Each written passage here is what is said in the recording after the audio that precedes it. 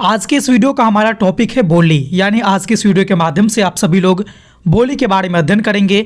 बोली और भाषा दो ऐसे टॉपिक हैं जिसमें काफ़ी उलझनें रहती हैं, काफ़ी समानताएं भी है दोनों में और काफ़ी विभिन्नताएं भी हैं। तो आज के इस वीडियो के माध्यम से आप बोली के बारे में अध्ययन करने वाले हैं। इस वीडियो में आप किन किन चीज़ों को जानेंगे, चलिए उस पर एक नज़र डालते हैं। तो सबसे पहले आप जानेंगे कि बोली क्या होती है, इसके बाद आप जानेंगे बोली का अर्थ, साथ ही साथ बोली की परिभाषा और बोली की क्या विशेषता है, क्या गुण है, क्या खासियत है, क्या पहचान है। आप इन सबों बातों को इस वीडियो के माध्यम से कंप्लीट जानकारी को प्राप्त करने वाले हैं। तो स्वागत है एक बार फिर से आप सभी को अपने YouTube चैनल आर्कर स्टडी पे। और इस YouTube चैनल के माध्यम से इस वीडियो के द्वारा आज आप सभी लोग बोली के बारे में अध्ययन करेंगे। तो चलिए बिना किसी देरी के हम लोग वीडियो को स्टार्ट करते हैं। और सबसे पहले हम लोग ये जानते हैं कि बोली किसे कहा जाता है।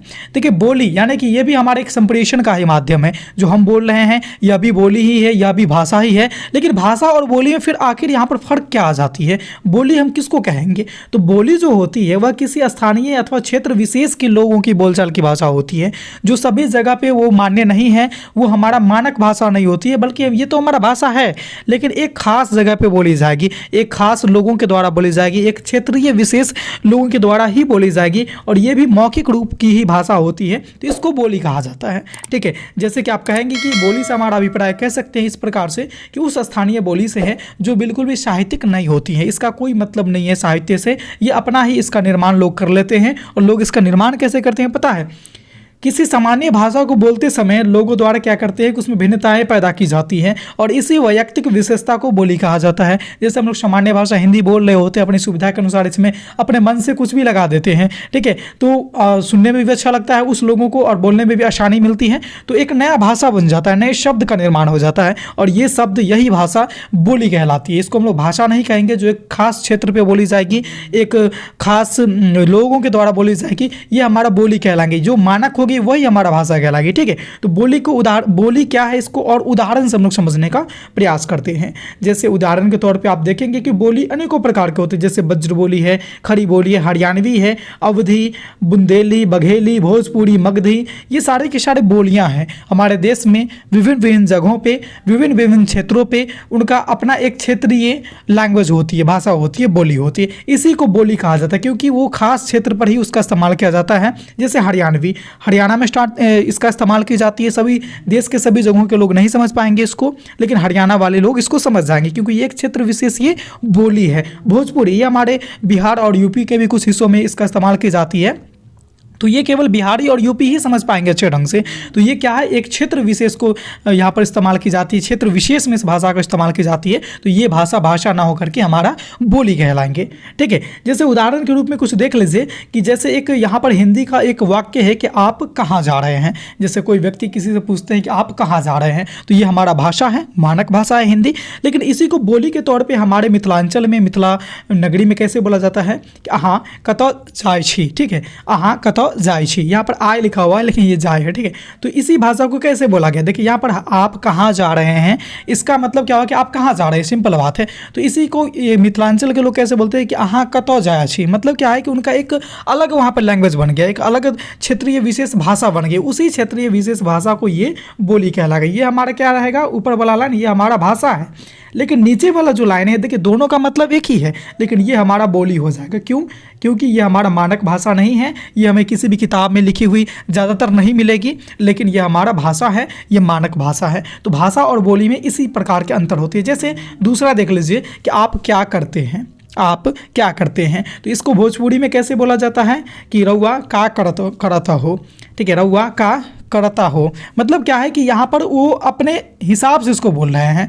हमारा जो मेन भाषा है वो यहाँ पर हिंदी हो गया, ये हमारा मेन भाषा है। ठीक है, लेकिन इसी में अपने हिसाब से एक क्षेत्र विशेष के लोग बोल रहे हैं कि रउआ का करता हो, मतलब क्या हो गया कि ये हमारे भोजपुरी भाषा हो जाएंगे। और भोजपुरी भाषा को हम लोग भोजपुरी बोली कहेंगे क्योंकि ये सभी जगह मान्य नहीं है। जैसे कोई व्यक्ति को कहा जाता है कि मुझे भूख लगी, कोई व्यक्ति कहता है कि मुझे भूख लगी है। कभी कभी आप सुनेंगे कि वैसे कहेंगे कि मैंने भूख लगा ही, मतलब क्या है कि इसका भी मतलब वही है कि मुझे भूख लगा हुआ है। लेकिन जो मानक भाषा है उसका इस्तेमाल वो लोग नहीं कर रहे हैं। मतलब इसमें अपने मन से कुछ शब्द को आगे पीछे करके बोल देते हैं, उच्चारण को थोड़ा सा मतलब उसका जो रिदम है अलग बलग कर देते हैं, ताकि वो सुनने में भी उनको अच्छा लगता है और बोलने में उच्चारण करने में उनको मजा आता है।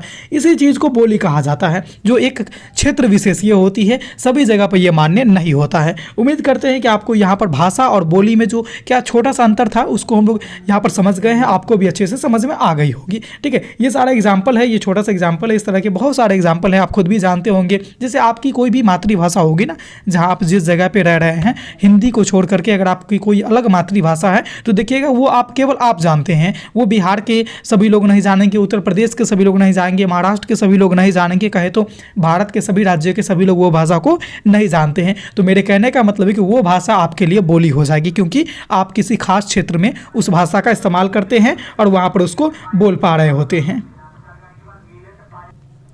आगे हम लोग बात करते हैं, ये जो बोली होती है इसकी गुण और विशेषता की बात करते हैं। तो देखिए बोली जो होती है इसकी पहली विशेषता ये है कि बोली किसी भी भाषा की सबसे छोटी इकाई होती है।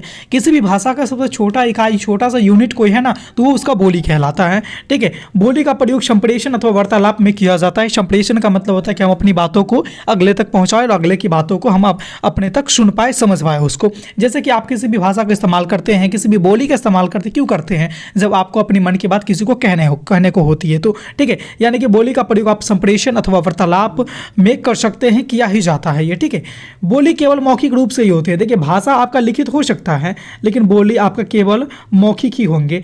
ठीक है, देखिए लिखित आपका केवल भाषा होगा, और बोली जैसे कि बहुत सारे बोली हम लोग भी बोलते हैं, जैसे भोजपुरी वगैरह है, तो ये आपको जनरली किताब में लिखा हुआ नहीं मिलेंगे, क्योंकि ये एक बोली है। तो बोली को ऐसा नहीं है कि सारे बोली आपको किताब में नहीं लिखे हुए मिलेंगे, लेकिन जनरली आपके जो बोली होते हैं वो लिखित भाषा में नहीं होते हैं, वो केवल मौखिक में है। आपसे ही बोला जाएगा कि आप क्या करते हो, अभी आपने भोजपुरी में बोल करके बता देंगे कि क्या करते हैं, लेकिन उसी को जब आपको लिखने को कहा जाएगा ना, तो आप उसको हिंदी में लिखिएगा।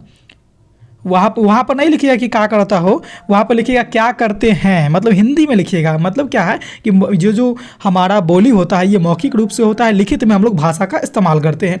भाषा में व्यापकता, सार्वभौमिकता और एक रूपता होती है, जबकि बोली स्थानीय रूप से भिन्नता होती है। यानी कि भाषा क्या है कि उसमें व्यापकता है, विस्तार है, वो सब जगह पे समान रहने वाली है, लेकिन बोली सब जगह पे जाइएगा तो अलग अलग तरह की बोलियां बोली जाएगी। तो सब बोली में क्या है कि भिन्नता पाई जाती है, लेकिन भाषा स्थिर रहता है, वो व्यापक है, वो सार्वभौमिक है, वह एक रूपता है उसमें, वो हमेशा एक ही रूप में रहेगा। बोली का क्षेत्र जो है वह सीमित होता है। जैसे भोजपुरी की बात कर लेंगे तो बिहार है, यूपी है, उसमें भी सभी राज्यों में भोजपुरी, सभी जिला में भोजपुरी नहीं बोली जाती है, कुछ खास जगहों पर ही बोली जाती है। मैथिली है, वो भी बिहार की ही भाषा है, वो खास हमारे उत्तर बिहार में आते हैं, जैसे दरभंगा, मधुबनी, समस्तीपुर में भी बोली जाती है। तो ये सारे हैं, तो एक क्षेत्र विशेष ये चीज़ होती है, इसीलिए कहा जाता है कि बोली का क्षेत्र जो है वो सीमित होता है। तो उम्मीद करते हैं कि आप सबों को आज के इस टॉपिक में मैंने बोली के बारे में अध्ययन कराया, आप सबों को अच्छे से समझ में आ गई होगी। किसी भी प्रकार की अगर समस्या है तो आप लोग कमेंट के माध्यम से हमें जरूर सूचित करेंगे, और वीडियो कैसी लगी, अच्छी लगी, कैसी लगी, आप हमें कमेंट के माध्यम से बताएंगे भी जरूर। अगले वीडियो में आप बोली और भाषा के बीच क्या अंतर है इसको जानेंगे। तो आज के इस वीडियो में आपने केवल और केवल बोली के बारे में अध्ययन किया। उम्मीद करते हैं कि सभी को अच्छे से समझ में भी आ गई होगी। अगर आप लोग हमारे चैनल पर पहली बार आए हैं तो चैनल को सब्सक्राइब कर लीजिए, और साथ ही साथ बेल वाला आइकन को प्रेस इसलिए कर लीजिएगा ताकि इस तरह के रोचक, महत्वपूर्ण और उपयोगी वीडियो मैं जब कभी भी अपलोड करूं तो उसका नोटिफिकेशन आप तक सबसे पहले पहुंच जाए। तो इस वीडियो में बस इतना ही था, फिर मिलते हैं अगले वीडियो में। भाषा और बोली में क्या अंतर है इस पर चर्चा करेंगे हम लोग। तो देखते रहिए हमारे चैनल आर कर स्टडी को। धन्यवाद।